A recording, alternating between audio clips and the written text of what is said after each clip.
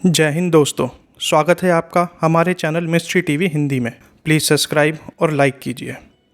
आज हम बात करेंगे कलयुग की उत्पत्ति की।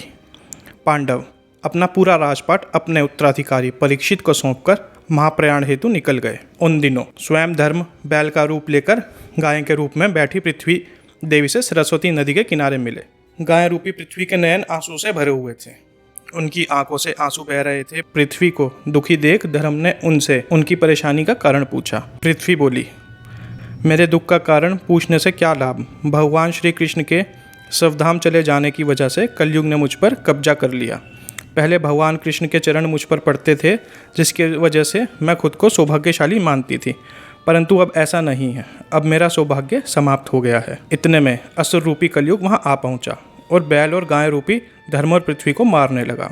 राजा परीक्षित वहीं से गुजर रहे थे। जब उन्होंने यह दृश्य अपनी आंखों से देखा तो कलयुग पर बहुत क्रोधित हुए। राजा परीक्षित ने कलयुग से कहा, दुष्ट पापी तू कौन है? इन निरी गाय और बैल को क्यों सता रहा है? तू महाअपराधी है, तेरे अपराध क्षमा योग्य नहीं, तेरा वध निश्चित है। राजा परीक्षित का क्रोध देखकर कलयुग कांपने लगा और क्षमा याचना करने लगा। राजा परीक्षित ने शरण में आए हुए कलयुग को मारना उचित ना समझा और उससे कहा, कलयुग तू मेरे शरण में आ गया है, मैं तुझे जीवन दान दे रहा हूँ, किंतु अधर्म, पाप, झूठ, चोरी, कपट, दरिद्रता आदि अनेक उपद्रवों का मूल कारण तू ही है।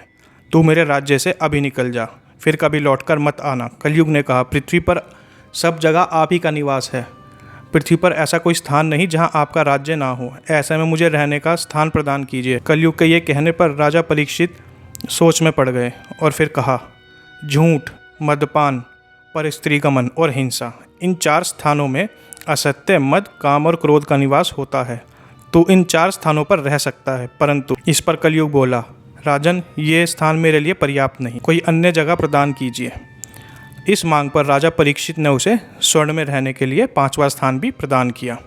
कलयुग इन स्थानों को मिल जाने से प्रत्यक्षता तो वहाँ से चला गया, किंतु कुछ ही देर बाद अदृश्य रूप में वापस आकर राजा परीक्षित के स्वर्ण मुकुट में निवास करने लगा।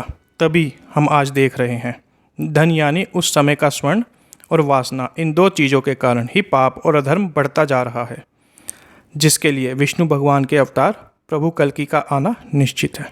धन्यवाद दोस्तों।